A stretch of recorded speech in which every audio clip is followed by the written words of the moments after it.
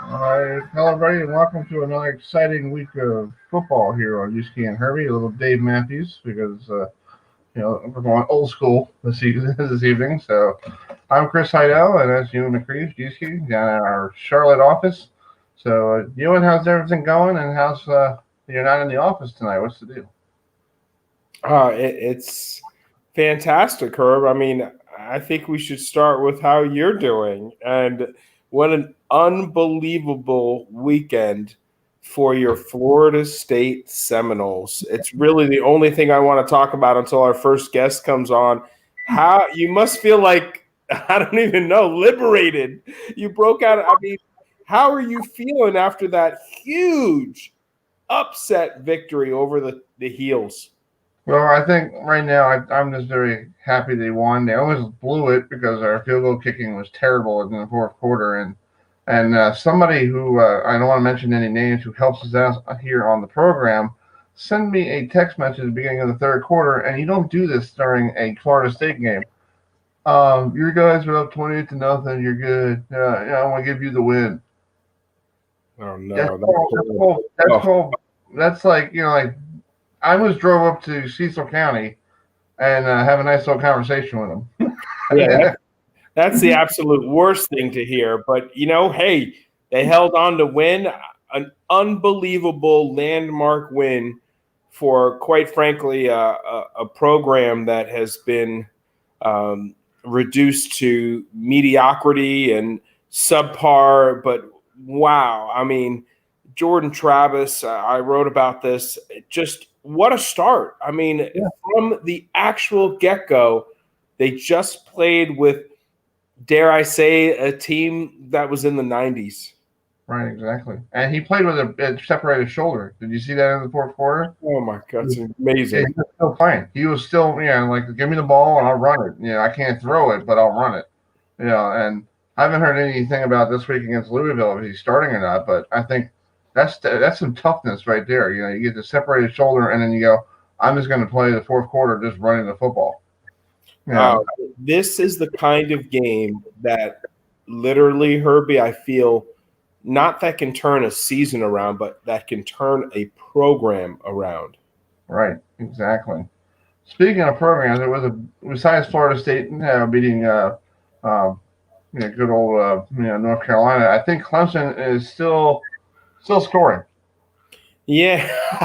Wow. Did they put on an absolute clinic? I saw the score, dude. It was like I was like 66-7. I told Nicole, my girlfriend, I'm like, it's 66-7, and it's not even in the end of the fourth quarter. Honestly, Herbie, they could have scored 100. Yeah. But I mean, gosh, but towards the end of the game, they're just running the ball. I mean, you can't take a knee. So just an absolutely dominating performance. It looked like that line of 28 points was nothing. They had that in the second quarter. Las Vegas killed them.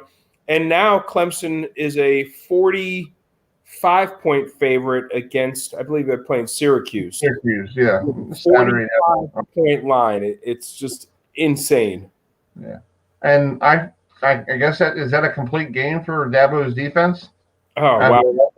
Yeah, a couple weeks ago. We're going to temper our enthusiasm about that because, freshman quarterback in, and Georgia Tech doesn't have they do have some weapons, but that was an absolute from start to finish what dominance means. Right. And, Herbie, I also wanted to point out that, you mentioned Louisville, they played tough.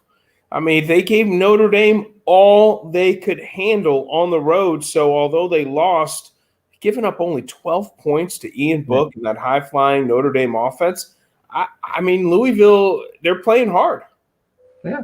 Well, I had a chance to speak to the Herbie Penn microphones made a trip all the way out to South Bend. Didn't have to leave the Baltimore metro area.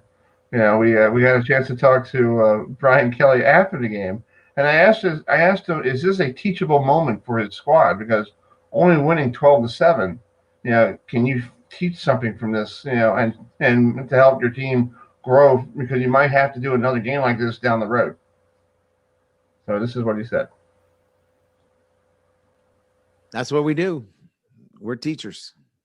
We're teaching every day, and there's not a game that you play that you can't take something from it.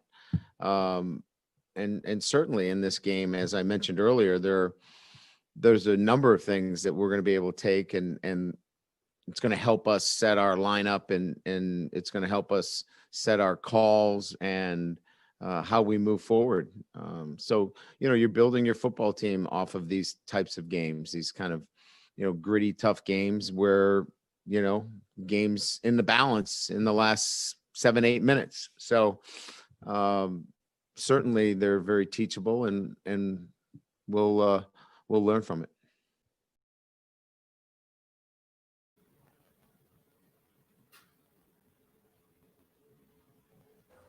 Yeah, well, I hope you guys saw that. It was a little choppy on my end because we can play it through our part, but it's probably great on the video. But he was just saying coaches are teachers.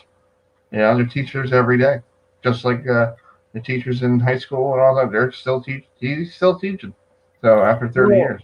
Yeah, there's a lot of teachable moments from there. I mean, you've got to understand that Louisville hasn't really been competitive in a couple of their games. They've turned the ball over, and our friends in Las Vegas had Notre Dame as a 3-touchdown favorite. So, there's going to be, if Notre Dame is going to be atop the ACC, make it to the ACC championship game, and give Clemson a run for their money. And we don't want to discount North Carolina either, but they're going to have to execute at a much higher level. So he's got a lot of things to coach the kids about. Yeah, and then they're on the road for the next 2 games, starting this weekend at Pittsburgh, who Pittsburgh used to be 3-0, now they're 3-3, and they have a hurt quarterback. And then they got to go to Georgia Tech, who is basically coming off that slacking by Clemson. They're going to be a little hungry to try to knock off a number 3, or maybe a second-ranked team. You never know. Right, and the Irish go on the road to Pittsburgh, and they're laying another 2 touchdowns. Against a Pitt team that is struggling right now to kind of get their swagger back after, as you mentioned, the 3-0 start, Herbie. So we'll see. I mean, a long way to go. And of course, on the show, you want to give us the lineup tonight? I mean, Big Ten football is back in action. I'm excited to see Buckeyes, Nebraska, Michigan, Iowa, Michigan State. The Big Ten is back. Yes. We're going to, after we take our little trip around the ACC, we will start getting ourselves into the Big Ten. We're going to be doing this every week. We'll preview a big game in the Big Ten and also a big game in the ACC. I think that's a good thing for all these people who are in our area here in the Mid-Atlantic region. We have Colton Bartholomew, who is actually his birthday today. He's taking the time out to come on our show. So we're going to wish him a happy birthday. And he covers the Badgers of Wisconsin, and they're going to play Illinois Friday night. They're going to kick everything off Friday night at I love it 7:30 against the Fighting Illini of Illinois. Hey, they beat Wisconsin last year, a huge upset. So, Coach Lovie Smith, let's see what Colton's got to say about that revenge game. Yeah, and we will talk to the beat writer for the Fighting Illini of Illinois, Bob Munson, who writes for the Champaign News Gazette. He'll join us at 8:35, and then Mike Gross, who are a good friend from Lancaster and the papers up here where I am.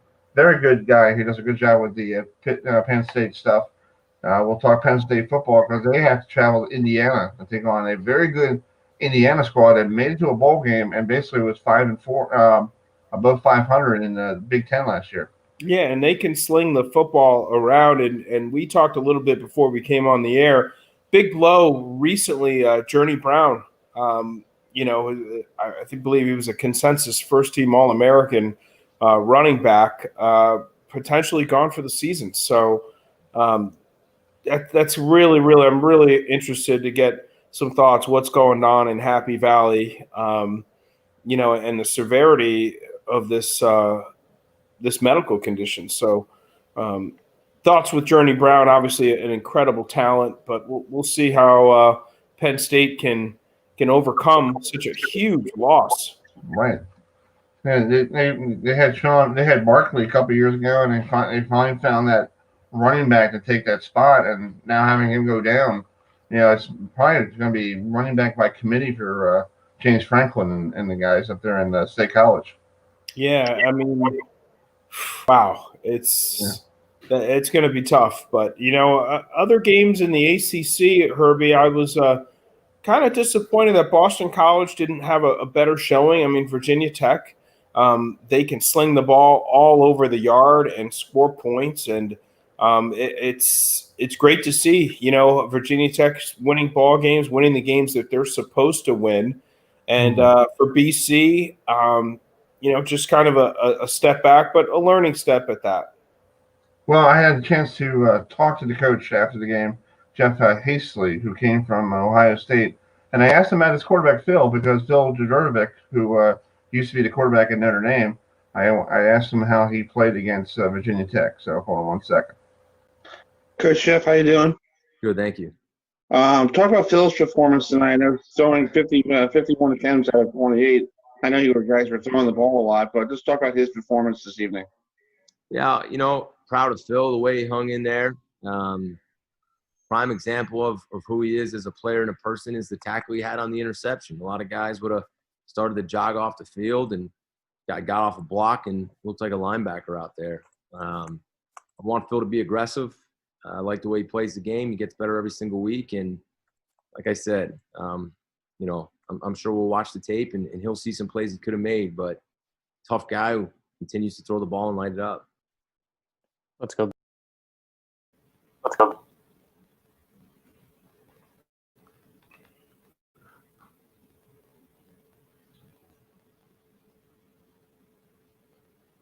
All right, folks. This is the coach from Boston College. Well, he's 3-2 in his first first five games. Not bad for first 5 games. If you want to look at Civadazio's numbers in the first game of his first year, I think he had a little more struggling going on.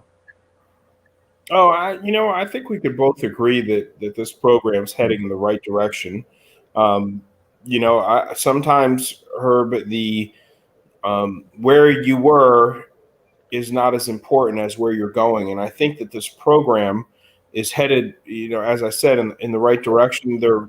This game wasn't very competitive, especially in the second half, but they continue to play hard, and that's all your coach can ever ask of you, regardless. But I think they bounced back against Georgia Tech, and I think Georgia Tech is reeling a little bit. And also, too, wanted to mention, the Canes, after they lost, to Clemson, they come back and beat a very good Pittsburgh team on the road. At home. So a good win for the Canes to get back. So, just a lot of good football in the ACC. And now, North Carolina has a loss. Notre Dame and Clemson stay atop. But, will they be challenged? And who is going to make it to Bank of America Stadium? And I got to tell you, Herbie, after this year, I hope Notre Dame stays. I know with the contracts and the independent, there are a lot of incentives for them to go back on their own after this COVID thing is over. But it's great to have them in the conference. Yeah, I haven't heard anything negative from anybody. Everybody's, first in the beginning, you're like, oh my God, Notre Dame's, in the ACC. There goes the, the NBC contract, and what is, what's his name, the athletic director doing? He's selling the farm. I think they're enjoying being in a conference because it seems like NBC's enjoying, being in conference play because they talk more about the ACC than they used to do a long time ago. Well, now, they can appear in a championship game, Yeah. So it's great. This is going to, obviously the ACC is going to have, their conference winner in the college football playoff. But, that's what makes the dynamic of bringing the Big Ten and Justin Fields and the Buckeyes back in. They haven't played a game yet, but they're ranked number 6 in the nation. And they're going to take on a very hungry Nebraska team this week. So it's great to have all of the Power 5 conferences back in action because I believe the Pac-12 is also starting this week. I think so too, and I think the Mountain West is going to be starting shortly. And I think the MEAC, the Mid Atlantic Conference with Buffalo and Bowling Green, they're going to start soon, but they're going to be playing a 5-game schedule. Right. So at least we're getting 8 games from the Big Ten. So Yes. a little bit more of and the conference games. So, we always talk about out of conference schedule. I'm so glad. Some of them are cupcakes. I mean, especially, so this is really going to be the core of the Big Ten schedule that we're going to watch. So I don't really think it's that big of a drop off. We're getting the matchups that we want, and we're getting the rivalries that we need. Exactly. Well, let's dive into some Big Ten football. We'll talk more tomorrow. Speaking of tomorrow, we have a special edition of the Uski and Herbie show. It's going to be in the afternoon tomorrow, from 4 to 5:30. We're going to talk a little more about Big Ten, the ACC stuff, and we actually will at the end of the show at 5:20. I know Euan. How many perfect games do you have there, buddy, in bowling? Wow, you're killing me. Well, we have a guy named Francois Blois who bowled the second ever. He has bowled 2 perfect games on television in the history of the Professional Bowlers Tour. So bowling 2 on TV, that's pretty good. That is really good. That's cool. Yeah. So we're going to talk to him at 5:20. He's from Canada, so he's from Quebec City, but he's not an Expos fan. So that's yeah. So speaking of Expos and everything, let's bring in Colton Bartholomew, who is his birthday today.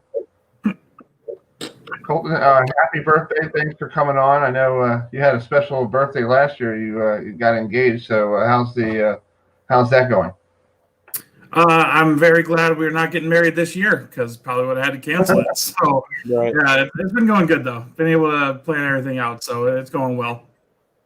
That's cool. So how excited are you getting ready for the football finally? Yeah, this Big Ten. Back in September or late August, they're like, we're going to cancel the whole season. And then you got parents and faculty, you got people that wanted to, go up to the offices of Big Ten and burn the building down. So how exciting is it there in Wisconsin for football? Yeah, people are excited. I mean, the fact that there really was a significant chance that this season wasn't going to happen and this Badger team wasn't going to get a chance to play with all the returners they have on the defensive side. They think they can be a pretty special team. And they're excited to see what they can be on offense. So I think the general vibe is just appreciation that the season's happening, and now that they get this chance to go make the most of it, because I think they see not only in the last 2 months how easily it can be taken away, but even as teams are playing right now with positive tests happening in different schools and different teams, they know every chance they get to play this year is going to be a special one. So I think there's a lot of appreciation going around. Yeah, Colton, I think that appreciation goes both ways because as fans, Right. we'll never take that for granted again. And speaking of which, last year, man, Wisconsin entered this game as, I think it was, I looked it up, an almost 3-touchdown favorite, and they got upset. So talk about the mindset of not so much revenge, but you can't overlook a team, quite frankly, whose program I believe is on the rise with Lovie Smith. What's the mindset coming into this game for this Badger team? We asked quite a few of the guys about just has that loss been motivation for this season opener and things like that, and they said it was actually more motivation for the second half of last year. I think the Illinois game kind of exposed some issues that this team had that they were getting away with, some things on the interior line that they needed to shore up, and then the small things like not taking care of the ball. Like they had 3 turnovers and 2 of them led to the last 2 scores that got them upset. And, I think they were a little bit sloppier with the ball earlier on in the year. And then that game kind of finally bit them. And then the second half of the year, some of those things turn around. The offensive line got shored up on the inside, especially. So I think the motivation or the revenge factor isn't quite there. Kia Watson, their starting running back, did say that Illinois deserved a butt whooping. So I know that they've got a little bit behind. But I do think that there's an element of, they believe that they're kind of the Ohio State of the West. Like they think that the West has to run through them, and they know that to have that kind of be the case and to be factual, they've got to win all their West games. So I think they've really got eyes on going out and having a good performance this first week and kind of putting that upset last year behind them. Exactly. Colton, I know you guys are going to be playing in front of nobody, so I guess tickets are still available? Yeah. Well, actually, you know what? No, their tickets are not available. They're not letting anybody in. It's like it's bare bones. It's like the people that need to run the game, the camera crews, and the media, basically. So it's going to be wild just to see that stadium, 80,000 people that's usually in there on a big game like that, season opener, and then just to be completely empty. I mean, I used to cover high school sports here in Wisconsin, and they'd have the high school football championships at Camp Randall. So some of the smaller schools that, the communities might be 300 or 400 people. Right. Even that's going to be less people than that in the stands than on Friday night. So it's definitely going to be strange. Jeez. So, Colton, just talk about what are the keys for Wisconsin to beat Illinois this year, in this big game. I know first game of the year, you guys have been practicing since August. I think they're all tired of looking at the same guys and they want to hit somebody else in a different color uniform. And also, what's the three keys that they want to do to get a win Friday night? Sure. I think number one is tackle. We saw early on in the college football season that was a big issue. And I think the fact that the Big Ten got to wait a little bit longer, I guess, decided to wait a little bit longer to start their year, it allowed the coaches for all the Big Ten teams to kind of see, all right, how do these other teams look with the modified offseason we've had and some of the struggles that all these teams went through. And number one, I think the issue that everybody saw was people weren't tackling the first few weeks. It led to a lot of big plays. And Illinois has the offense that can make a lot of big plays. So I think number one, you got to tackle. I think number two, they've got to protect Graham Mertz, the redshirt freshman quarterback that's going to be starting for him. Illinois doesn't have a outstanding defensive pass rush on paper, but they've shuffled some things on the Wisconsin offensive line coming into this year. So you got to make sure that he's protected and can show off some of the things he can do. There's a lot of faith that he's going to be able to expand the passing game, get some more deep shots into that offense. And if he can't do that unless he's protected. So I think that'd be number two. And then I think number three is establish some playmakers on offense, because when you lose guys like Jonathan Taylor and Quintez Cephas from this offense, you lose guys that you can depend on every play, every third down to be your go-to guys. Now it's kind of figuring out who those guys are, what roles other new faces might be able to factor in there, and then how do they just establish at least a few guys that defenses going forward have to really focus on. So I think those are probably the three biggest things going into Friday. Colton, I wanted to ask you about Graham Mertz.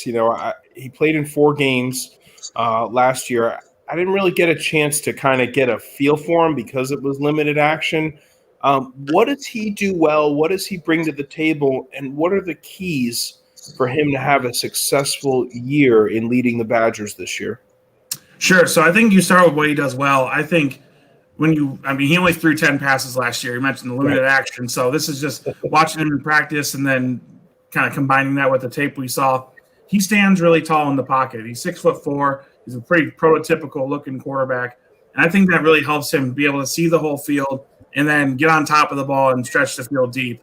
And I think that's probably his biggest skill is he's got a really big arm. And I think that's something that Wisconsin's lacked at the quarterback position for a few years now. Somebody that can consistently and accurately get the ball downfield and challenge defenses to defend further than 18, 20 yards down the field, because with the running game Wisconsin always tries to have, that's always what they run into. Everybody loads the box, and then they're just kind of hoping the passing game can open it up later. But I think that's one of Mertz's biggest strengths and what he'll be able to bring to this offense. The keys to make him successful, they've got to establish some guys on the outside. Danny Davis and Kendrick Pryor are 2 senior receivers that have been in this position before. Back in 2018, when Quintez Cephas got arrested, they were kind of thrust in that number 1, number 2 role right away, and they didn't really live up to it. And there was a whole lot of reasons why the passing game that year struggled, but they didn't really seem to be to that level yet. Now, 2 years later, I think that they're going to be able to do that, but they've got to come out in the field and prove it. So as talented as everybody is, as believes Graham Mertz to be. He's still got to find some guys to be playmakers on the outside. And I think offensively, just as a game plan, you got to get Jake Ferguson a lot more involved than he was last season.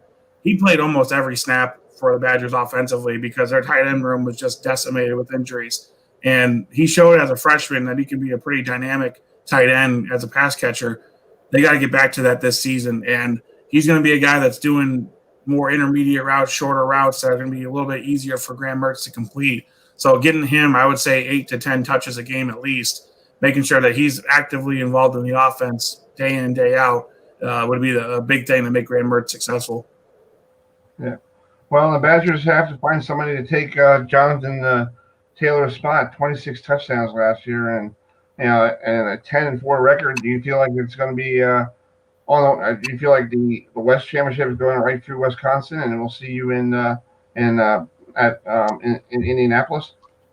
I think so, mostly because of the defense. I do think this offense is going to be slow out of the gates, and as they try to figure out what Graham Mertz can really do and how this is all going to look without the stars we mentioned. But I think defensively, when you've got this much experience, and this much experience really gives you a cushion when you've dealt with this offseason with no spring practices, altered summer workouts, and then now kind of a rushed preseason to get ready for games. So I think the fact that they've got 8 returning starters and then 6 other guys behind that have also started games. I mean, there's just not a lot you're going to do to this defense that they either haven't seen or feel comfortable defending. As long as they execute, I think this team can win the West. I'm not going to say easily, but I think they're going to win the West and be in Indianapolis and then get another shot at Ohio State, which people kind of don't talk about it because they don't want to jinx it, but everybody kind of knows that this conference and any chance that anybody has of going to the college football playoff goes through Ohio State. So that's really what is at the end of the road for anybody that's trying to advance in this Big Ten. Exactly. Well, Colton, thank you so much for coming on. Happy birthday. And happy birthday, buddy. Thank you very much, guys. Thanks for having me on. Enjoy the rest of your night. Will do. Thanks, guys. I see you. That's Colton. Let me get my mouse up here. Yeah, that's Colton Mathamiel, who covers the Wisconsin Badgers. Yes, thinking Badgers. We don't need them thinking badges. Exactly. I was doing some research today. Well, I was supposed to be doing my other job, but I was doing research. And did you know this is the latest start for Wisconsin in a season? You have to go all the way back to 1918 when it was delayed because of the Spanish flu.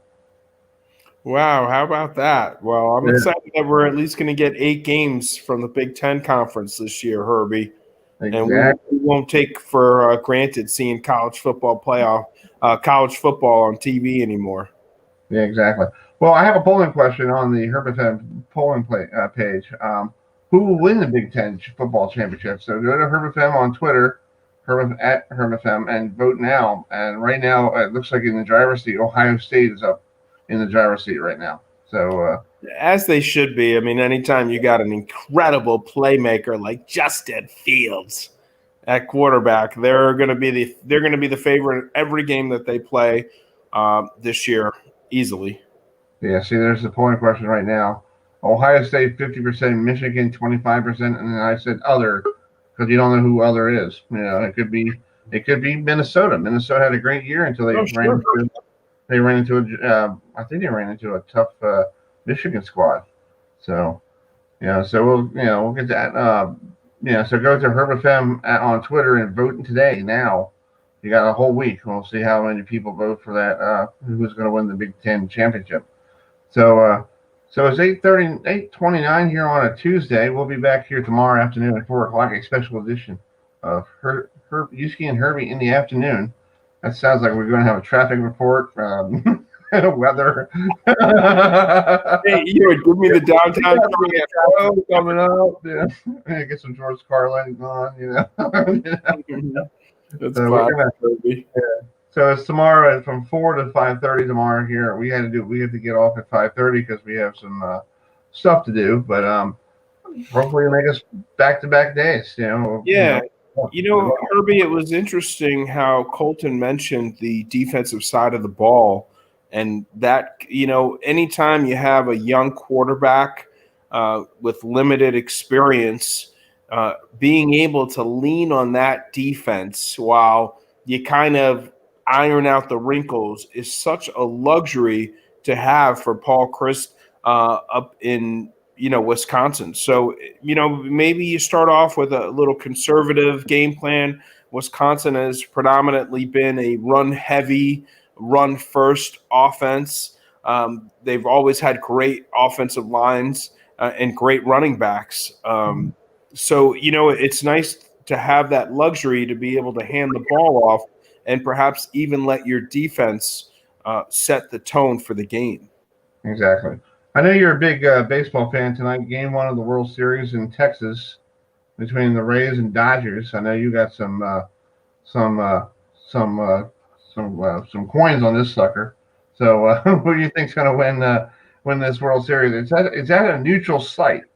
So it's basically a neutral, World Series for the first time ever. Tampa Bay and LA. I think I want to go with Tampa Bay. They have a small market. The budget is is the third lowest in the major leagues. It's like almost near where the Orioles are. And I think it'll be great to see a team from Tampa Bay that basically win the World Series and maybe move to a new state, a new city after they're done. Yeah. Well, first off, Herbie, let me say that I bet $5 on the Tampa Bay Devil Rays to win the World Series before the playoffs started, and I also bet $5 on the Braves to win the World Series. So the 5 on the Tampa Bay Devil Rays is going to pay me $30, which I'm excited about. Yeah, I know. But I'm hoping for 7 games regardless. I think it's going to be a great series. I think the Devil Rays have the edge in the bullpen, middle relief. But the Dodgers, their lineup is just stacked with hitters. Right. And they play pretty good defense too. So it'll be interesting to see. Herbie, do you have a first inning update? We'll go to the we'll get the lady in the control booth. We'll try to get an update. We'll figure that out. Yeah. Herbie. Yeah. Beautiful. Message right now. Yeah, control booth.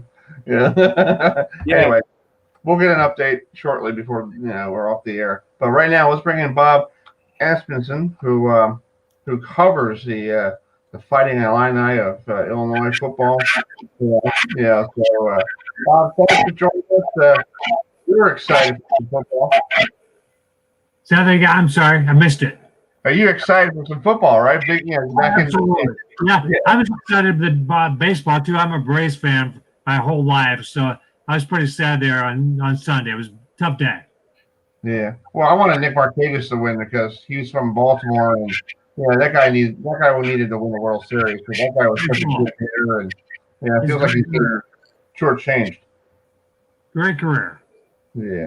Well, Bob, just talk about the Fighting Illini. Last year they beat Wisconsin. Big upset, and I feel like everybody in the state of Wisconsin, besides Aaron Rodgers, wants some revenge on you guys. So just talk about the feeling with Lovie Smith and all that. Well, that one was kind of the program changer for him.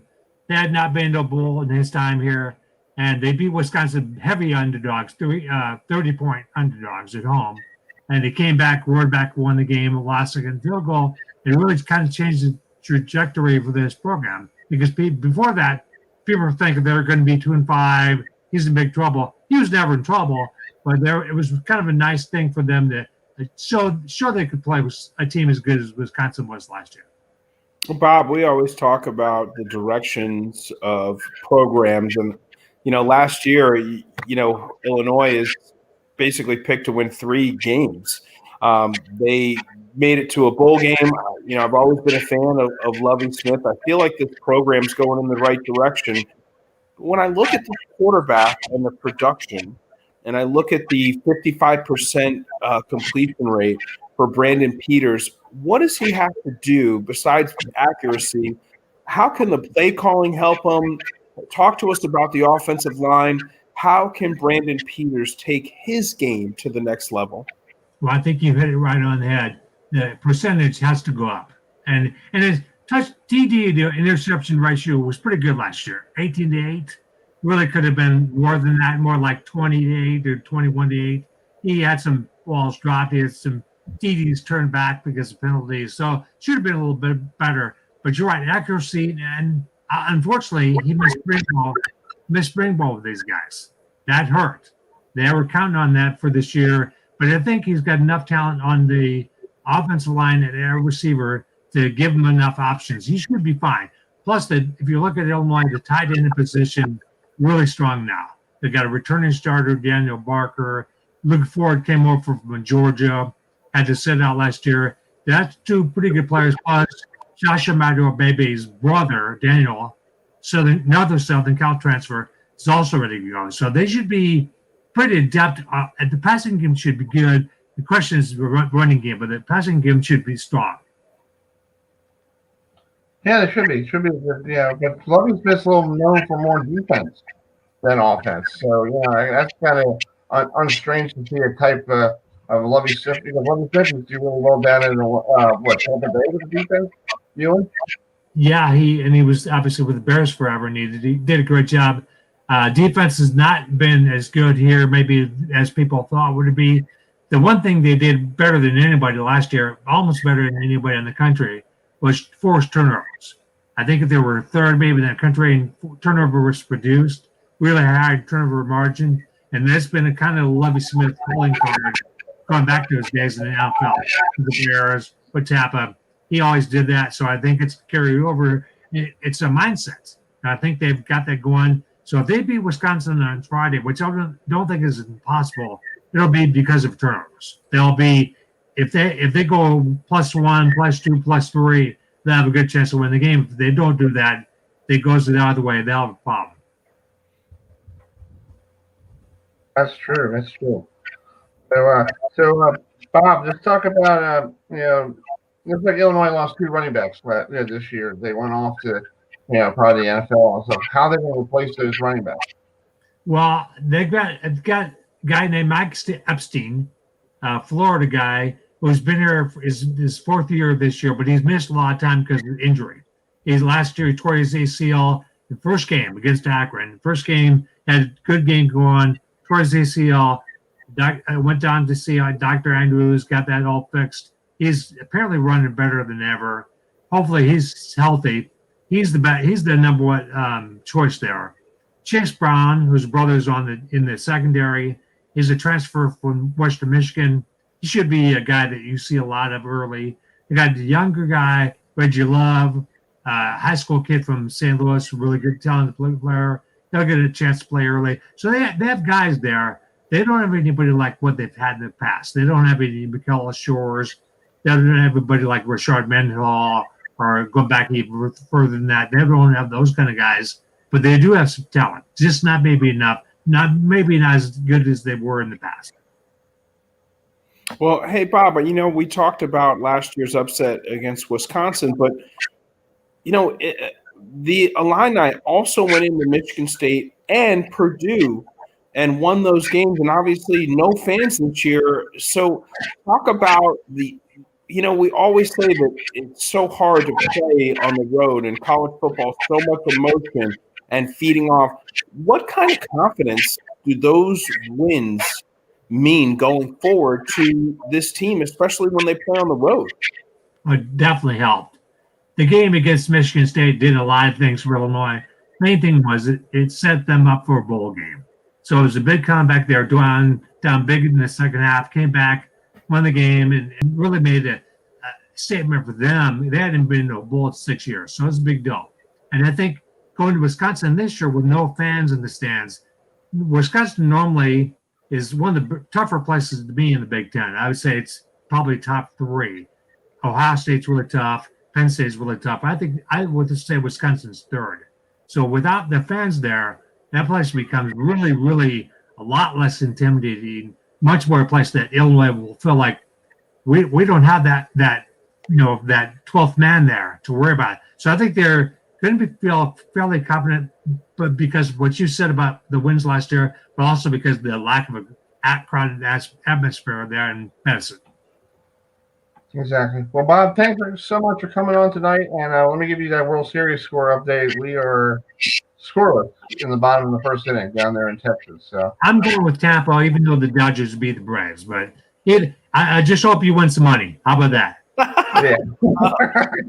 Thanks, Hey, guys. thanks, Rob. Thanks for the invite. I really appreciate it. You got it. All right, Bob. Thanks for coming on.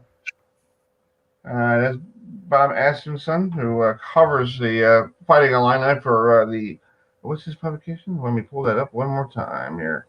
The Champaign News Gazette out there in Illinois. So it was really nice for him to come on.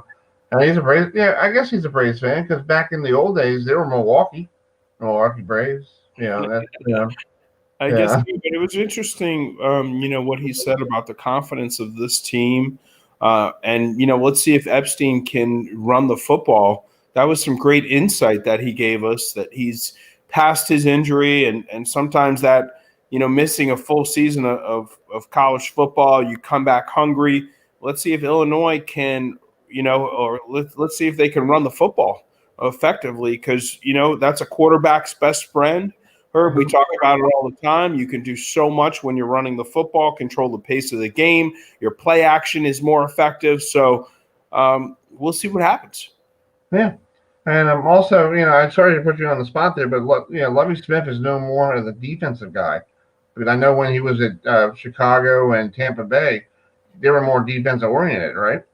Absolutely, no question about it. I mean, that's where he makes his bread and butter, his B&B. The bread and butter is defense. So, we'll see. It's just great to be able to talk Big Ten football, Herbie. And, I'm really interested to see a lot of people are saying that, Penn State could be that dark horse that could – I don't really even think they're going to creep up on anybody. They play good football, especially at Happy Valley. So can they challenge the Buckeyes? I mean, it's basically, and Colton mentioned it, the road for the college football playoff goes through, Ohio as far as we're concerned. So it has for a myriad of years now, and I don't see that changing anytime soon. Well, I think it's Ohio and a little Death Valley and Clemson a little bit, just a tad. Yeah, but in the Big Ten anyway, Yeah, the Big Ten, it goes right through Ohio. Like this gentleman coming up, Mike Gross, who does a lot of things for Penn State. Next week, prime time on ABC is supposed to be the whiteout between Ohio State and Penn State next week, but it's going to be I think Crickets and everybody else are going to be wearing white or something. So we'll bring in Mike here. Mike, next week's supposed to be the whiteout game there in State College. I guess no fans and basically Crickets and everybody else is going to be there, right? I don't know about Crickets. I mean, it's an old facility. Yeah, there's probably some Crickets in there somewhere. Yeah. Well, parents of players are going to get in, and I'm going to be there. I think, and so there'll be some media there. But it's not going to be. It's not going to mean. Urban Meyer used to freak out about the whiteout. He really seemed to acknowledge being intimidated by it and saying, well, why can't we do this at Columbus? I mean, this is crazy. And so it's a big deal, and it's obviously not going to be a big deal this year. Yeah. Well, summarize the press conference. I had a chance to listen to James a little bit today, Coach Franklin a little bit, in my travels. Just summing up real quick. It seems like he's right now. He lost a very good running back in Journey Brown. I guess you got to find somebody to take that hold. Well, if you remember early in the year last year, Noah Kane, who was a true freshman at the time, was really their best running back, and we all thought, covering the team, we all thought, well, he has emerged as the guy from this group of highly recruited running backs that they have. We thought it before James Franklin thought it, and then he got hurt, and Journey Brown really emerged. In the last 4 or 5 games, Journey Brown was really, really good, and he had a 200-yard game in the Cotton Bowl against Memphis. But Kane is pretty good, and they have 4 really highly recruited guys in that. 2 of them are true freshmen. Who may have, one of them or both may have to play a little bit now. But if there's one position group where they could take a hit like this, I think running back is it. Interesting. Mike, I wanted to ask you, Sean Clifford, pretty good last year, put up some good numbers. It also was very effective on the ground. He had a couple of fumbles late in the season, but what area of his game do you have to see more improvement on to compete with the likes of, we were talking a little bit before you got on here, seems like every year the road to the college football playoff and the Big Ten championship is going to go through Ohio. Where does he need to improve the most? I think the one thing that's really tangible is throwing the deep ball. He was not very good at sort of throwing the deep ball and putting it out there so the guy could run away from coverage. The receiver could run away from coverage. You know what I mean? Kind of throwing a guy open, throw it to the spot where he can get it and the defender can't. He struggled with that a little bit, and that's a pretty nitpicky thing if you're at first you're the starter and that's the one you would point out. But I just think he's going to get a little more confident, a little more comfortable, a little more understanding of the game situation. You know how that goes, just from experience. But the big deal with their offense is that they have a new coordinator, Kirk Shiraka, who was at Minnesota last year and really got a lot out of the wide receiver position for Minnesota. And it'll be interesting to see if he can begin to do that, because that's the one area where they have not produced well. And they announced today that they're going to start a true freshman at one of the wide receiver spots, which that was a little bit noteworthy from the announcement of the depth chart, and also from Franklin's remarks today. A kid named Parker Washington. And James, really pretty lavishly praised him. He didn't lay off on the praise to take the pressure off the kid or anything like that. So there's something to watch. They've got to get better at wide receiver for sure. Yeah. Well, Penn State's coming in with 39 lettermen this year. That's from last year's top 10 squad. 16 on the offense and 20 on the defense and 3 on special teams. That's pretty good for a team that got a challenge at Ohio State here in the East. And the big piece of that is that I think 7 of their top 8 offensive linemen are back. And that you have to have depth and you have to have numbers. And also you have to have guys who have played together. There's a little bit of that cohesiveness and communication thing that has to happen with the offensive line, I think, more than any other position group. So that's very encouraging. And again, you go back to Journey Brown. Well, the offensive line is a bigger piece of how successfully you run the ball than anything else, including the running backs. And they have a lot of athletes on defense too. They have a lot of guys that have played some, and athletic guys. There's no way around the fact that losing Micah Parsons is a big deal, and they're not going to replace him. I think he would have been one of the best players in the sport this year. I think he's going to be a top 5, maybe top 7 or 8 pick in the NFL draft, and that's you don't just replace that. But they have a lot of athletes on that side of the ball. Mike, I got to tell you, this guy James Franklin, all he does is win and win quietly.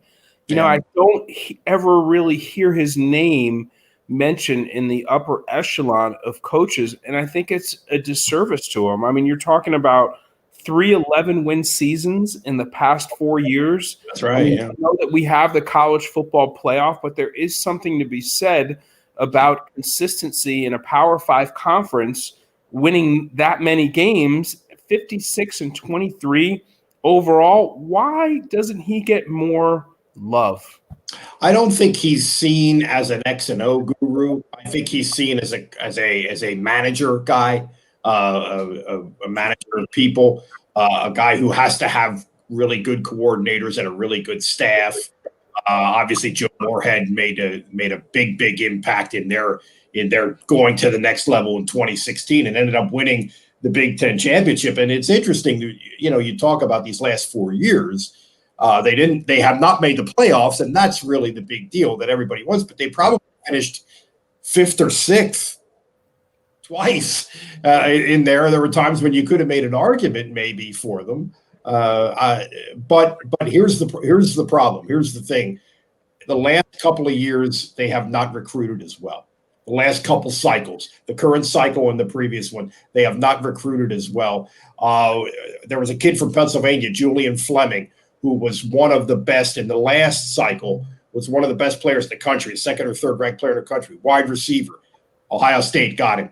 They were recruiting him since he was in 8th grade. Ohio State got him. There was a kid, it's about 15 miles down the road from where I'm sitting right now, an offensive lineman whose parents both were athletes at Penn State. Dad played in the NFL. Nolan Rucci, 6'8", 300-pound offensive lineman. They lost him to Wisconsin. They're not, in the last couple cycles, they have not got the best players from Pennsylvania.